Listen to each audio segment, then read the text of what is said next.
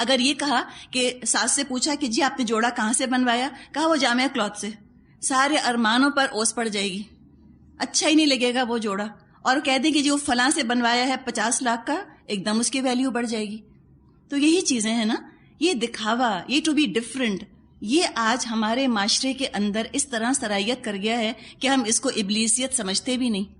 لیکن ہمیں بس ڈفرینٹ ہونے سے مطلب ہے کہ ہم سب سے مختلف نظر آنا چاہتے ہیں، چاہے ہمیں قرضہ لینا پڑے، چاہے کسی کا دل توڑنا پڑے، چاہے کچھ. سینٹر آف اٹریکشن بننا ہے. اور اس سینٹر آف اٹریکشن بننے کے لیے بعض دفعہ لوگ ٹائم پر آتے نہیں شادیوں وغیرہ میں. وہ کہتے ہیں کہ لو عام انسانوں کی طرح ٹائم پہ پہنچ جائیں، تو کہتے we have to stage an entrance. یہ کسی سے سنا ہے جو آپ کو بتایا جا رہا ہے؟ کہا کہ ہم ٹائم پہ نہیں جاتے، دیر سے جاتے ہیں. جب دیر سے ہم جاتے ہیں تو لوگوں کی توجہ ہماری طرف ہوتی ہے، اور اس میں بھی اگر 2 یا 3 جا رہے ہیں تو ایک پنک پہنے گی، ایک بلیک پہنے گی، ایک وائٹ پہنے گی، تاکہ ایک دم اٹریکٹ تو کرے نا کوئی چیز. تو کن چکروں میں ہم پڑے ہیں سوچیں. یہ اللہ نے اس لیے پیدا کیا. وَلَقَدْ خَلَقْنَاكُمْ، وہ روح کدھر ہے؟ پتہ نہیں کہاں سے سک رہی ہے بیچاری پڑی ہوئی، اور اسی جسم کو پوج رہے ہیں اور اس کو پسند کر رہے ہیں اور سجا رہے ہیں اور سنوار رہے ہیں اور سب سے افضل بنانے کی اس کو کوشش کر رہے ہیں. یہ شیطان والی چیزیں ہیں. اس کو بہت اچھا لگتا ہے سینٹر آف اٹریکشن بننا. اس نے سجدہ نہ کیا. آیت 12 قال، اللہ تعالیٰ نے فرمایا ما منعک الا تسجد اذ امرتک، تجھے کس چیز نے سجدہ کرنے سے روکا جبکہ میں نے تجھ کو حکم دیا تھا؟ اللہ نے پوچھا. اب بتائیں کہ اللہ کو پتا نہیں ہوگا کہ ابلیس نے کیوں نہ سجدہ کیا آدم علیہ السلام کو؟ اللہ کو خوب پتا تھا، لیکن اللہ نے پھر بھی پوچھا، اس لیے کہ اللہ اس کو مہلت دینا چاہتا تھا. اللہ تعالیٰ کسی گناہ پر، کسی نافرمانی پر فوراً نہیں پکڑتا. اللہ ہمیشہ مہلت دیتا ہے کہ ریٹروسپیکٹ کر لو، ایک دفعہ دوبارہ سوچ لو تم نے یہ کام کیوں کیا، میری نافرمانی کیوں کی. اگر جہالت کی وجہ سے کی، جذباتی ہو گئے تھے، لا علمی کی وجہ سے کی، تو انسان کے پاس گنجائش ہے کہ وہ اپنے آپ کو درست کر لے، ریکٹیفائی کر لے، استغفار کر لے، کریکشن کر لے، اصلاح کر لے، توبہ کر لے. یہ سب دروازے کھلے ہیں، اور اللہ چاہتا ہے انسان اپنی اصلاح کر لے. تو اللہ نے مہلت دی تاکہ وہ ذرا سا غور و فکر کر لے. لا علمی کی وجہ سے نافرمانی ہوئی ہے تو اپنی اصلاح کر لے. اور یہ بھی پتہ چل جائے گا کہ اس نے جان بوجھ کر نافرمانی کی ہے یا انجانے میں اس سے یہ کام ہو گیا. اب شیطان کا رسپانس بتا رہا ہے کہ لا علمی میں، انجانے میں یا بھول میں غلطی نہیں ہوئی، سوچ سمجھ کر اس نے یہ کام کیا ہے. بائی چوائس اس نے اللہ کی نافرمانی کو کرنا اپنے لیے پسند کیا ہے. یہ فرق ہے نا دراصل اللہ کی رحمت حاصل کرنے میں اور اللہ کی لعنت حاصل کرنے میں. اگر غلطی سے نافرمانی ہو گئی، اللہ کی رحمت کا دامن وسیع ہے. لیکن اگر اللہ کی نافرمانی کی اور اس کو بائی چوائس کیا ہے، سوچ سمجھ کے پلان بنا کر کیا ہے اور ڈٹ گئے ہیں نافرمانی کے اوپر، تو اللہ کی رحمت پھر ایسوں کے لیے نہیں ہے. شیطان نے کیا کہا؟ ابلیس بولا قال انا خیر منہ، میں اس سے بہتر ہوں. اس نے کہا میں اس آدم سے بہتر ہوں. اب یہ انا کا لفظ آپ دیکھیں، جب انسان سے کوئی غلطی ہوتی ہے، کوئی پریشانی یا کسی پرابلم میں انسان آتا ہے، تو جس کو وہ بڑا سمجھتا ہے نا، جس کو وہ اپنے سے افضل اعلیٰ سمجھتا ہے، وہ اس کی طرف رجوع کرتا ہے کہ تم بتاؤ میں کیا کروں، یو ٹیل می. آگے آ رہی ہے دعا کہ ایک غلطی، ایک خطا آدم علیہ السلام سے بھی ہوئی. ان کے منہ سے جو پہلا لفظ نکلا ربنا، اے ہمارے رب. اور شیطان سے جب غلطی ہوئی، اس کے منہ سے کیا نکلا؟ دیکھیں ذرا کیا نکلا؟ انا، میں، ایگو. یہ ایگو پرابلم ہے اس کو. تو جو انا پرست ہوتے ہیں وہ شیطان کے بھائی بن جاتے ہیں، پھر وہ خود پرست ہو جاتے ہیں. تو ہمیں خود پرست نہیں بننا، ہمیں تو خدا پرست بننا ہے. اس نے اپنے آپ کو سب سے بڑا سمجھا. اس نے کہا میں، انا خیر منہ، میں اس سے بہتر ہوں. I am superior, superiority complex. خلقتنی من نار وخلقتہ من طین، تو نے مجھے آگ سے پیدا کیا ہے، اسے مٹی سے. اس نے کہا میں تو پیدائشی طور پہ افضل ہوں، میری تو پیدائش آگ سے ہوئی ہے، اس کی تو پیدائش مٹی سے ہوئی ہے تو میں پیدائشی طور پہ بہتر ہوں، میں کیوں جھکوں اس کے آگے؟ یہ ابلیسیت ہے، اپنے آپ کو پیدائشی طور پہ افضل سمجھنا. اور چونکہ اس نے تو وعدہ ہی کیا ہے لوگوں کو بہکانے کا، چیلنج دیا ہے اللہ کو اس نے کہ میں بہکاؤں گا، ورغلاؤں گا لوگوں کو، یہی چیز وہ لوگوں میں ڈالتا ہے.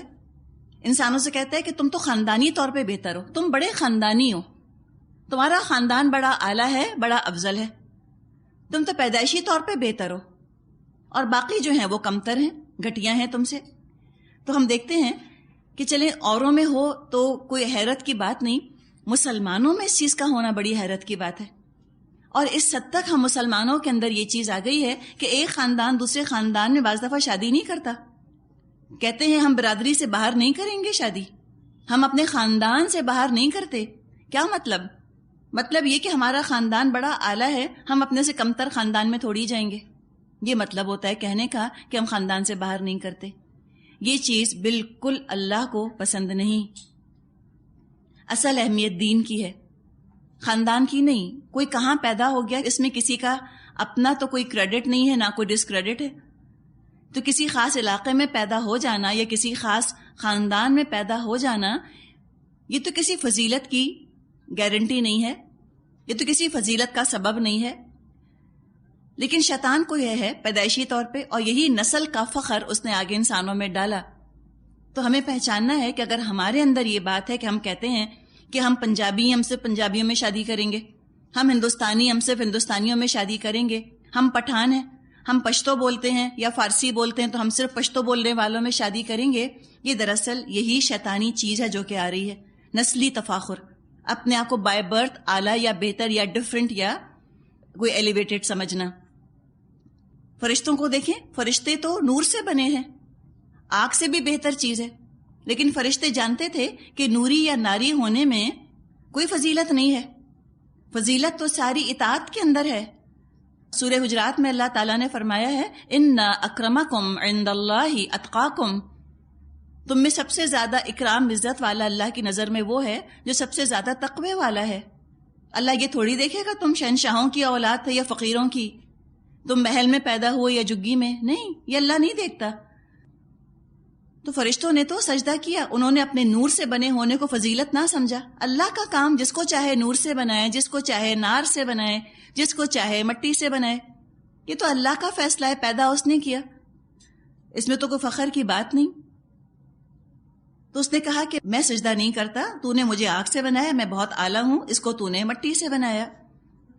اچھا آپ دیکھیں کہ یہ اللہ کے سامنے کھڑا ہے نا ابلیس، اور کیسے یہ زبان چلا رہا ہے. یہ کیوں اس نے زبان چلائی اس طرح، اس کی ہمت کیسے ہوئی؟ اس میں علماء نے بڑی پیاری بات کہی ہے. وہ یہ کہتے ہیں کہ جو اللہ کے قہر میں آ جاتا ہے، جو اللہ کی لعنت کی زد میں آ جاتا ہے، اس کی ایک علامت یہ ہوتی ہے کہ اللہ کی عظمت کا، اللہ کے جلال کا احساس ختم ہو جاتا ہے. اس میں سے اللہ کے خوف سے بے خوف ہو جاتا ہے وہ شخص. تو یہ نافرمانی کی وجہ سے اس کا یہ حال ہو گیا کہ اللہ کے حکم کے مقابلے میں اپنی عقل استعمال کرنے لگ گیا. اس نے رب کے مقابلے میں انا کو پسند کیا، اپنے آپ کو زیادہ اس نے اسپیشل سمجھا. اللہ کا حکم آیا، اس نے اپنی فلسفی، اپنی لاجک استعمال کی. تو گناہ کرنا اور گناہ کر کے، نافرمانی کر کے، پھر اس کو جسٹیفائی کرنے کے لیے دلیلیں ڈھونڈنا، یہ عین ابلیسیت ہے. اللہ کی عقل کے مقابلے میں اپنی عقل کو لڑانا. اس نے کیا کہا ہوگا؟ اس نے کہا آئی ڈونٹ انڈرسٹینڈ، یہ کیا سین ہے یہاں پر، کیوں سجدہ کر رہے ہیں سب آدم کو؟ I don't understand. چونکہ اس کو بات سمجھ نہیں آئی، اس طرح جب تک سمجھ نہیں آئے گی میں نہیں کرتا. کیا ہم ایسے کرتے ہیں اللہ کے احکامات کے ساتھ؟ اگر کوئی یہ کرتا ہے کہ مجھے نہیں سمجھ آتا، آئی ڈونٹ انڈرسٹینڈ، یہ کیا لکھا ہے اللہ نے قرآن میں، جب سمجھ آئے گا جب کروں گی، یہ تو پھر ابلیسیت ہے. پردہ کیا ڈالتا ہے شیطان؟ سکھاتا کیا ہے کہ دیکھو تم یوں کہو کہ I am not a hypocrite, میں کوئی منافق تھوڑی ہوں کہ بات سمجھ میں نہ آئے تب بھی کرنے لگ جاؤں. وہ تو منافق ہوتے ہیں، سمجھ آئے یا نہ سمجھ آئے وہ کرتے ہیں، جب مجھے سمجھ آئے گا تب میں کروں گی.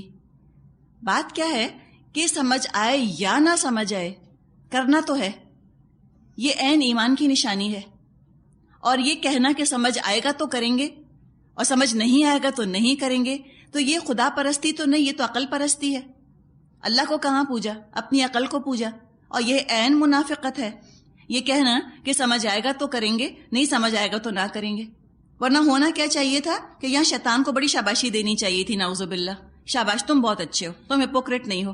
یہ فرشتوں کو دیکھو، دل چاہ رہا ہے نہیں چاہ رہا سب سجدہ کر رہے ہیں. عجیب مخلوق ہے. کوئی یہ رویہ تھا اللہ کا؟ نہیں.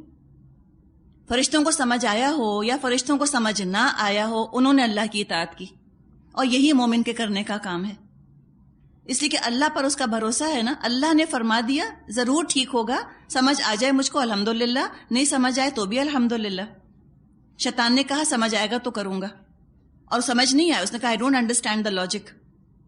تو ہر چیز کو، اللہ کے احکامات کو مسلسل لاجک کے اوپر رکھ کر پرکھنا، یہ بھی ابلیس کا وار ہوتا ہے کہ اگر تمہیں لاجک سمجھ آ رہی ہے تو سمجھو، اگر لاجک نہیں سمجھ آ رہی مت سمجھو. جیسے آج کل ہم سن رہے ہیں کہ کوئی کہتا ہے کہ عدت کی لاجک یہ تھی کہ پریگننسی کا پتہ چل جائے، اور چونکہ اب تو پریگننسی کے لیے بہت سارے ٹیسٹ نکل آئے ہیں تو لہٰذا اب پتہ چل جاتا ہے عورت حمل سے ہے یا نہیں ہے، لہٰذا عدت کی ضرورت نہ رہی. کیا کیا؟ اللہ کے حکم کو لاجک کے اوپر پرکھا. یہ کیا چیز ہے؟ ابلیسیت ہے. اللہ نے حکم دے دیا ہے، وہ چینج نہیں ہو سکتا، بس اس کو ماننا ہے، اور جس طرح کہہ دیا گیا اسی طرح سے ماننا ہے. ایک اور چیز آپ دیکھیں، یہ جو اس نے کہا نا کہ میں تو آگ سے بنا ہوں، میرے لیے ممکن نہیں کہ میں اس کو سجدہ کروں. باقی فرشتوں کے لیے آسان ہوگا، انہوں نے کر لیا سجدہ، میرے لیے آسان نہیں ہے نا، میں ڈیفرنٹ ہوں. جو بات اس نے کی وہی اب یہ انسانوں کو بھی پٹیاں پڑھاتا ہے. یہ انسانوں سے کہتا ہے کہ باقی سب کے لیے تو نیکی کرنا بڑا آسان ہے، ان کے تو میاں بھی ان کا ساتھ دیتے ہوں گے، ان کے تو گھر میں بھی کوئی مخالفت نہیں ہوگی، ان کے لیے گھر سے نکلنا بھی بڑا آسان ہے، عمل کرنا بھی بڑا آسان ہے، کوئی پرابلم نہیں ان کو. تمہارے لیے بڑا مشکل ہے، تم بڑی اسپیشل ہو نا. جو تمہارے حالات ہیں ایسے حالات تو اور کسی کے ہیں ہی نہیں. جو مشکلات تم کو اٹھانی پڑ رہی ہیں، مخالفتیں، ایسی مخالفت مشکلات تو کسی نے اٹھائی نہیں. تم بڑی خاص ہو. جو تمہارا اسپیشل مقام ہے معاشرے میں، جو تمہاری سوشل پوزیشن ہے، اس میں تو تم اللہ کے احکامات کو مان ہی نہیں سکتی. یو کانٹ ڈو اٹ، تم مجبور ہو. ہاں یہ باقی جو کر رہی ہیں، ہاں ان کا تو کوئی پرابلم نہیں ہے نا، ان کے لیے تو بڑا آسان ہے. سکھاتے کہتا ہے کہ تمہارے لیے بڑا مشکل ہے، تم نہیں کر سکتی، یو آر اسپیشل. یہ نہیں جانتے تمہیں کیا مشکل پڑ رہی ہے. ان کو تو خود آسانی ہے نا، یہ کر رہی ہیں، سمجھتے ہیں سب کے لیے بڑی آسانی ہے. یہ پٹیاں پڑھاتا ہے. جو دین پر عمل کر رہا ہوتا ہے، لگتا ہے کہ اس کی تو زندگی میں کبھی کوئی مخالفت، کوئی آزمائش، کوئی مشکلات کے طوفان آئے ہی نہیں. ٹھنڈا ٹھنڈا وہ تو پیدا ہوا اور صراط مستقیم پہ چل پڑا. جب سے پیمپرز میں تھا، جب سے ہم یہ سمجھتے ہیں کہ یہ تو پیدائشی نیک ہوں گے نا، ان کو کیا پرابلم ہے، ان کا تو پورا خاندان نیک ہے. ہم ہے نا، ہم میں مشکل ہے. اور پھر غصہ آتا ہے کہ ہم سے کیوں کہتے ہیں کہ تم یہ عمل کرو، کیوں ہم سے کہتے ہیں. یہ سمجھتے ہیں جیسے ان کے لیے آسان ہے ویسے ہمارے لیے کوئی آسان ہے. ان کو نہیں پتا ہماری کیا پوزیشن ہے، ہماری کیا مشکلات ہیں. تو بتانے والوں پر غصہ آنے لگتا ہے کہ یہ بالکل انڈرسٹینڈنگ نہیں ہے. یہ لوگ کیوں ہمیں فورس کرتے ہیں یہ سب کچھ کرنے پر. یہ کیا چیز ہے، اس کو پہچانے. یہ اپنے آپ کو اسپیشل سمجھنا کہ میری اسپیشل مجبوری ہے، میں وہ کام نہیں کر سکتی جو سب کر رہے ہیں. میں نہ رولز اوبے کر سکتی ہوں، نہ میں شریعت کی پابندی کر سکتی ہوں جیسے باقی لوگ کر رہے ہیں. وہ عوام ہیں، میں خاص ہوں. They're ordinary people, I am special. یہ ڈالتا ہے شیطان دلوں کے اندر. تو جس کے دل میں خیال آئے کہ میرے تو اسپیشل سرکمسٹانسز ہیں، جو میری مشکلات ہیں وہ تو کوئی سمجھ ہی نہیں سکتا، جان جائیں کہ شیطان آیا ہے، یہ اس نے وسوسہ ڈالا ہے، یہ اس کی کوالٹی ہے. یہ کہنا کہ میری مجبوری ہے، میں تو آگ سے بنا ہوں، میں نہیں سجدہ کر سکتا. یہ فرشتے ہاں یہ کر رہے ہیں، یہ تو آرڈنری ہیں، یہ کر لیں. تو یہ سمجھنا کہ آرڈنری لوگ اللہ کی بات مانتے ہیں، اطاعت کرتے ہیں، ایکسٹرا آرڈنری لوگ، اسپیشل لوگ، وہ اطاعت نہیں کر سکتے. یہ مجھے بتائیں کہ فرعون میں اور شیطان میں اور پھر ایسے انسان میں کیا فرق ہے؟ کوئی فرق نہیں. اپنے آپ کو آرڈنری سمجھیں، آرڈنری، بالکل معمولی سمجھیں اپنے آپ کو. ہم بالکل معمولی ہیں کیا؟ مٹی سے تو بنے ہیں، ہم کیا اسپیشل ہو جائیں گے؟ تو اس نے کہا کہ میں نہیں سجدہ کر سکتا، تو نے تو مجھ کو آگ سے بنایا، اس کو مٹی سے بنایا. یہ کہنا کہ نہیں ہمارے ساتھ تو پریفرنشل ٹریٹمنٹ ہونی چاہیے, یہ رولز مجھ پہ نہیں اپلائی ہونے چاہیے, مجھے اسپیشل کنسیشنز ملنے چاہیے. شیطان نے کہا ہوگا نا, کیا پتہ اس نے سوچا ہو کہ اللہ ٹھیک ہے یہ تو نے جو حکم دیا ساروں کو سجدہ کرنے کا, فرشتوں نے کر لیا, مجھے اسپیشل کنسیشن ملے, مجھے کنسیشن ملنا چاہیے کہ میں جب چاہوں کروں یا نہ چاہوں تو نہ کروں. تو یہ اسپیشل کنسیشنز اپنے لیے کون مانگتے ہیں؟ جو اپنے آپ کو اسپیشل سمجھتے ہیں. کہتے ہیں تو آرڈنری لوگ ہیں نا, یہ سارے اوبے کر رہے ہیں, ان کی پرابلم ہی کوئی نہیں. تو یہ چیز بھی شیطانی بن جاتی ہے. جب اس نے یہ کہا, اللہ تعالیٰ نے فرمایا آیت نمبر 13, قال فاہبط منها فما يكون لك ان تتكبر فيها فاخرج انك من الصاغرين. فرمایا اچھا تو یہاں سے اتر, تجھے حق نہیں کہ یہاں بڑائی کا گھمنڈ کرے, نکل جا, در حقیقت تو ان لوگوں میں سے ہے جو اپنی ذلت خود چاہتے ہیں. صاغرین, تتکبرہ کو دیکھیں اور صاغرین کو دیکھیں. تکبر کیا نا, اس نے بڑا بننا چاہا. یہی ہم ابھی بات کر رہے تھے کہ مومن کبھی بڑا بننا نہیں چاہتا, وہ نمایاں ہونا چاہتا نہیں ہے, شہرت چاہتا نہیں ہے. کافر, اللہ کا نافرمان بڑا بننا چاہتا ہے, نمایاں ہونا چاہتا ہے, اس کو شہرت چاہیے ہوتی ہے. craving for fame, craving for popularity, to be rich and famous, جیسے ہم سنتے رہتے ہیں. یہ خواب ہوتا ہے کافر کا, ہرگز مومن کا خواب نہیں ہوتا دنیا میں مشہور ہونا یا یہاں کا فیم یا یہاں کی کوئی اسپلینڈر. تو اس نے بڑا ہونا چاہا, اللہ نے کہا کہ تو چھوٹوں میں سے ہوگا. صاغرین, جو اللہ کے مقابلے میں اپنی عقل لڑائے, جو اللہ کے مقابلے میں بڑا بننا چاہے, کیا ہو سکتا ہے اس کے ساتھ سوائے اس کے کہ وہ ذلت کا شکار ہو جائے اور رسوائی کا شکار ہو جائے. تو بتایا گیا کہ دیکھو, عقل کے غلام مت بنو, اللہ کے غلام بنو. اللہ کے احکامات کے مقابلے میں اپنی عقل لڑانا ہی تو تکبر ہے. اور تکبر کیا ہے؟ تکبر کو ڈرائنگ روم مینر سے تھوڑی جج کیا جاتا ہے. تکبر کا ڈیفینیشن یہاں سمجھیں. ہو سکتا ہے آپ کے ساتھ کوئی نہایت عاجزی سے ملتا ہو. اب یہ جو تھا ابلیس, جب یہ باقی اپنے جنوں سے ملتا جلتا ہوگا, ہو سکتا ہے بہت اچھی طرح ملتا ہو, بڑا سویٹ ہوتا ہو ان کے ساتھ, بہت سویٹلی ملتا ہو, لیکن پھر بھی اللہ نے کہا اس کو کہ تو متکبر ہے. تتکبرا, تو نے تکبر کیا. ہم بھی جب لوگوں کو دیکھتے ہیں, اگر ہم دیکھتے ہیں کسی کو کہ کوئی ہمارے ساتھ بہت اچھی طرح ملتا ہے, ہم کہتے ہیں نہیں نہیں بھئی بہت ماڈسٹی ہے ان کے اندر, بڑی عاجزی ہے. تو یہ معیار نہیں ہے کوئی آپ کے ساتھ کیسے مل رہا ہے. معیار کیا ہے تکبر کا؟ کہ اللہ کے احکامات کے ساتھ اس نے کیا معاملہ کیا ہوا ہے. اگر وہ اللہ کے احکامات کو مانتا نہیں, سمجھتے اس beneath my dignity, I am very superior, میں بڑا اعلیٰ ہوں, جو میرا درجہ ہے میں تو نہیں یہ آرڈنری احکامات اللہ کے مان سکتا, تو وہی تو ہے متکبر, ابلیس کی طرح جو تکبر اختیار کرے. اور ڈیفائنس کے ساتھ آپ دیکھیں اس نے اللہ کو ڈینائی کیا نا, پورے ڈیفائنڈ, پورے ایروگنس کے ساتھ اس نے یہ کام کیا. اللہ تعالیٰ نے فرمایا کہ تو جا, ٹھیک ہے نکل یہاں سے, تو بھی چھوٹوں میں سے رہے گا.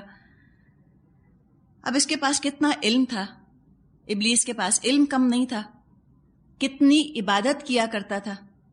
تو کیا پتا چلا کہ ضروری نہیں ہے کہ بہت عبادت کرنا یا بہت علم حاصل کرنا انسان کے اندر عاجزی بھی پیدا کر دے.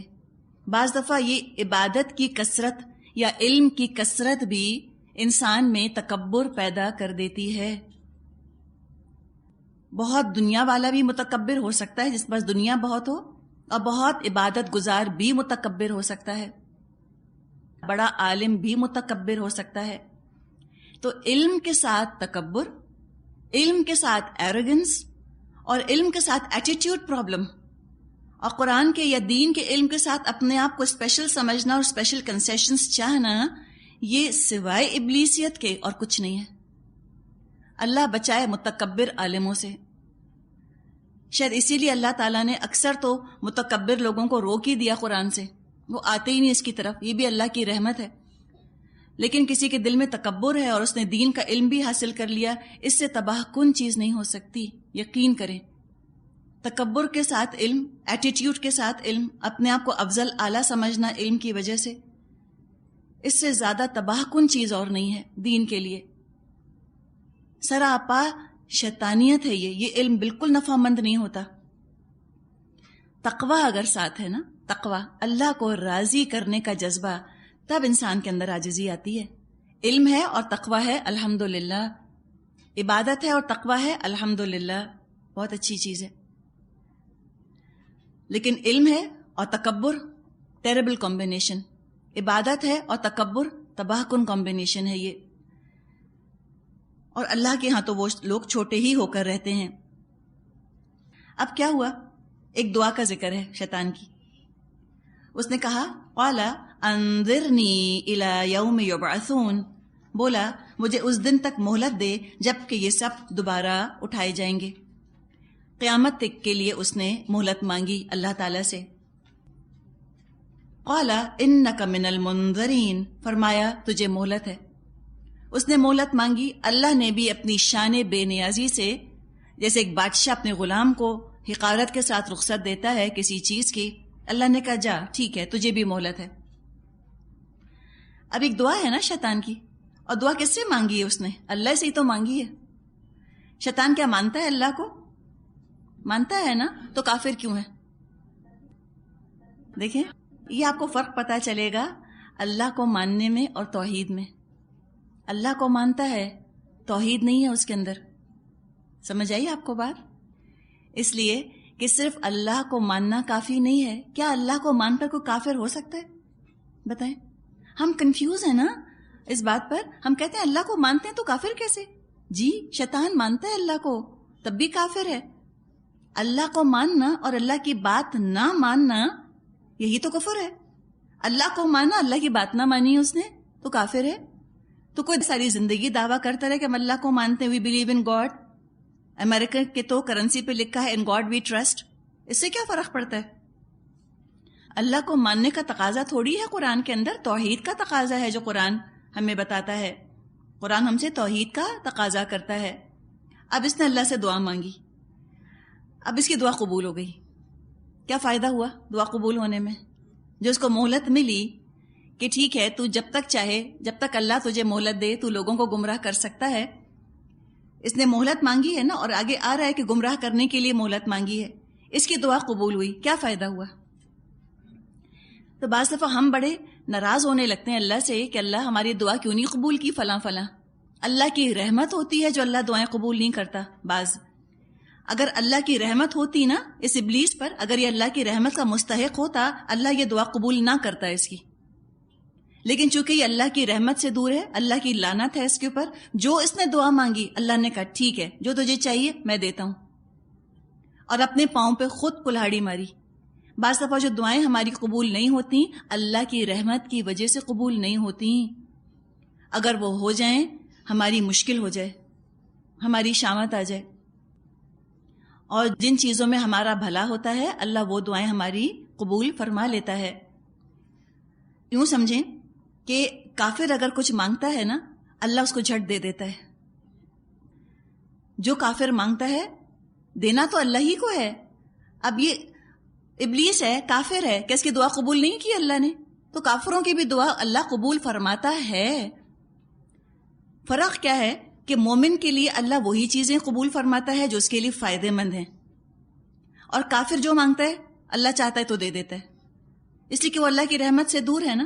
اور بعض دفعہ جو چیز مانگی ہوتی ہے وہ اپنی ہی ہلاکت کا، تباہی کا، نقصان کا باعث بن جاتی ہے، جیسے کہ شیطان کے ساتھ ہوا، ابلیس کے ساتھ ہوا. یہ دعا نہ قبول ہوتی اس کی کتنا اچھا ہوتا، کتنے سارے گناہوں سے بچ جاتا، چلو تھوڑی سزا بھگتتا. اب تو قیامت تک کی اس نے مہلت مانگ لی، ساروں کو بھٹکانے کی اور بہکانے کی مہلت مانگ لی، تو کتنا اپنا عذاب ہے جو اس نے ملٹی پلائی کر لیا. اللہ نے بھی اس کو دے دیا جو اس نے چاہا. اب کیا ہوا؟ آیت نمبر 16 قال فبما اغویتنی، بولا اچھا تو جس طرح تو نے مجھے گمراہی میں مبتلا کیا ہے. یہ دیکھیں کس کو بلیم کر رہا ہے؟ پہلے خود نافرمانی کی. سمپل حکم دیا تھا اللہ نے نا، کوئی ایسا حکم تو نہیں تھا جو کہ ناممکن تھا یا امپریکٹیکل تھا یا امپاسبل تھا. کوئی اڑنے کا حکم تو نہیں دیا جا رہا تھا، جھکنے کا حکم دیا جا رہا تھا. تکبر کیا، بات نہ مانی. تکبر کے بارے میں حدیث آتی ہے کہ جس کے دل میں رائی کے دانے کے برابر بھی تکبر ہوگا وہ جنت میں داخل نہیں ہوگا. اس لیے کہ تکبر شیطان کی صفت ہے. تو شیطان کو جب اللہ نے جنت سے محروم کرنے کا فیصلہ کیا، تکبر کی وجہ سے نکال دیا جنت سے اس کو، تو انسانوں کے لیے کوئی اللہ کے فیصلے بدل تو نہیں جائیں گے؟ انسان بھی تکبر کریں گے، وہ بھی جنت میں داخل نہیں ہوں گے. تو لہٰذا تکبر سے بہت پناہ مانگنی چاہیے، دعا کرنی چاہیے، اللہ مجھے تکبر سے بچا. اور کیسے تکبر جو ہے وہ کریپ کر جاتا ہے ہمیں پتہ تھوڑی چلتا ہے، احساس تھوڑی ہوتا ہے کہ ہم تکبر میں مبتلا ہو رہے ہیں، ہم خود پسندی میں مبتلا ہو رہے ہیں، ہمیں اپنی تعریف سننے کا شوق ہو گیا ہے، ہم شہرت کے طلبگار ہو گئے ہیں، پتہ نہیں چلتا انسان کو، بڑے بڑے ونیر چڑھ جاتے ہیں اس کے اوپر. تو اللہ کی معرفت کا نور انسان کو چاہیے تاکہ وہ ان چیزوں کو پہچان جائے اور کنٹرول کر لے. اور دعا بہترین چیز ہے، دعا کریں اللہ مجھے تکبر سے بچائے. تو خود تکبر کیا، سب کچھ کیا، اور اب الزام اللہ پہ ڈال دیا. کہا کہ اللہ تو نے گمراہ کیا. سجدہ نہ کرنے کے معاملے میں اپنے آپ کو بالکل صحیح سمجھا، اپنا قصور نہ مانا، اور اس سے بڑھ کر بلیم اللہ پہ ڈال دیا کہ اللہ ایسا حکم دیا کیوں جو میں کر نہیں سکتا، تو نے مجھے گمراہ کیا. یہ ہے شیطانیت، یہ ہے ابلیسیت. اس کے مقابلے میں ہم آدم علیہ السلام کو دیکھیں گے، انہوں نے فوراً اقرار کیا اپنے قصور کا. تو اپنا قصور مان لینا انسانیت ہے، اور دوسرے پہ الزام ڈال دینا ابلیسیت ہے. یہ کہنا کہ ہم تو کرنا چاہ رہے ہیں، فلاں نہیں کرنے دیتا، ہم تو یوں کرنا چاہتے ہیں، وہ نہیں کرنے دیتا. یہ چیز اچھی نہیں ہے، اس سے بچنا چاہیے، اس کو اوائڈ کرنا چاہیے. شیطان نے تو اللہ کو بلیم کر دیا کہ تو نے حکم ہی کیوں دیا ایسا. بعض دفعہ کیا پتا لوگوں کے دل میں خیال آتا ہو کہ اللہ نے ہمیں ایسی شریعت دی کیوں جس پہ عمل نہیں کر سکتے، کیوں حکم دیا ہم کو پردے کا، سلیو لیس اور ہپسٹرز پہننے کا حکم دیتا، ہم کتنے فرما بردار ہوتے. میوزک سنتے اور ڈانس کرتے یہ نیکی ہوتا، ہم کتنے فرما بردار ہوتے. کیوں حکم دیا ہم کو کہ اپنے آپ کو لپیٹو اور سطر کور کرو اور نمازیں پڑھو اور معصیت سے بچو اور یہ مت کرو. شریعت اتنی مشکل ہے، ہم نہیں عمل کر سکتے اس کے اوپر. تو کیا کیا، سارا بلیم اللہ پہ ڈال دیا. شریعت ہے ہی ایسی، ہم کیا کریں، ہے ہی امپریکٹیکل. تو یہی چیز کیا بن جاتی ہے، یہ ابلیسیت بن جاتی ہے.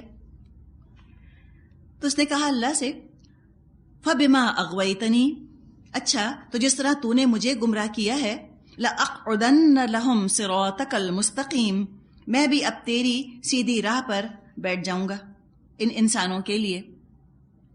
کہاں بیٹھنے کا وعدہ کیا ہے اس نے؟ صراط مستقیم پر. وہ جو ہم دعا کرتے ہیں نا گڑ گڑا کر، اہدنا الصراط المستقیم، اہدنا الصراط المستقیم، اللہ تو ہمیں ہدایت دے سیدھے راستے کی. ہم کیا سمجھتے ہیں سیدھا راستہ جو ہے، اب اس راستے پر ایک دفعہ جو آ گیا وہ ہر طرح شیطان کے شر سے محفوظ ہو گیا. ہو نہیں سکتا، یہ تو وہیں تو بیٹھا ہوا ہے، محفوظ ہے راستہ، لیکن اگر شیطان کو پہچان لیا تو صراط مستقیم جو ہے وہ انشاءاللہ محفوظ رہے گی. لیکن اگر شیطان کو نہ پہچانا تو یہ تو بیٹھا ہوتا ہے وہاں پر. اس نے کہا میں تو بیٹھوں گا تیرے سیدھے راستے پر. اب جو لوگ اپنی مرضی سے، اپنی چوائس سے خود ہی بھٹک رہے ہیں، ان پر شیطان کا کیا کام؟ ان پر تھوڑی محنت کرے گا، ان پر ہی ٹائم تھوڑی ضائع کرے گا. آیا ہوگا کہیں سے ٹائم مینجمنٹ کا کورس کر کے. اس نے کہا کہ میں نہیں ٹائم ضائع کرتا ان کے اوپر، وہ تو پہلے ہی بھٹک رہے ہیں. Why waste my time? جو پہلے ہی ڈسکوز میں، کسینوز میں بیٹھے ہیں، شراب پی رہے ہیں، جوا کھیل رہے ہیں، زنا کر رہے ہیں، اللہ سے اور اللہ کے رسول سے غافل ہیں، پتہ کچھ نہیں کہ قرآن میں کیا لکھا ہے. وہ تو ہیں خود شیطان، وہ تو ہیں ہی اس کے ساتھ ہی. اس کو تو محنت ان پر کرنی ہے، فوکس ان پہ کرنا ہے جو خود سیدھے راستے پہ چل رہے ہیں. جو خود بہکے ہیں ان کو بہکنے میں شیطان کی مدد کی ضرورت نہیں. جو نہیں بہکنا چاہتے ان کے پیچھے آئے گا. تو اب بتائیں کہ قرآن نہ پڑھنے والوں پر شیطان زیادہ آتا ہے یا پڑھنے والوں پر؟ ہمارا تصور کیا ہے؟ ہم کہتے ہیں جو نہیں پڑھتے ان پہ آتا ہے. ہم تو اتنے پاک ہیں، ہم تو اتنے اعلی ہیں، ہم تو قرآن پڑھ رہے ہیں. جتنا آپ قرآن پڑھیں گی اتنا وہ آپ پر آئے گا. اس کا حملہ شدید تر ان پر ہو جاتا ہے جس سے اس کو سب سے زیادہ خطرہ ہوتا ہے. تو اپنے آپ کو آپ بہت سنبھال کے رکھیے. آپ اتنی قیمتی ہیں اس وقت، اس لیے کہ آپ کے پاس علم ہے نا، اور آپ عبادت کر رہی ہیں. اب وہ کیا چاہتا ہے کہ اس علم، اس عبادت کے ساتھ تکبر شامل کر دے اور اللہ سے بدگمانی شامل کر دے. اب شیطان کا ایجنٹ، اس کو تو عالم چاہیے، ہر جگہ اسکالرز چاہیے ہوتے ہیں نا. شیطان کو بھی عالم چاہیے. جتنا پیارا اس کو عالم لگتا ہے جاہل نہیں لگتا. اس لیے کہ عالم جتنا دین میں بگاڑ پیدا کر سکتے ہیں جاہل تو بیچارے نہیں کر سکتے. ایسے لوگ تو شیطان کے لیے پرائم ٹارگٹ بن جاتے ہیں. وہ ان کو فوکس کر لیتا ہے, ایئر مارک کر لیتا ہے کہ یہ علم حاصل کرنے والے, ان کے پاس قرآن کا علم ہے, ان کو میں اپنی ٹیم میں شامل کرنے کی کوشش کرتا ہوں. تو وہ بہت زیادہ ان پر آتا ہے جو قرآن پڑھ رہے ہوتے ہیں. اور طریقہ بھی اس نے بتایا کیسے کیسے آتا ہوں. ابھی دیکھتے ہیں اس کے طریقے کو بھی.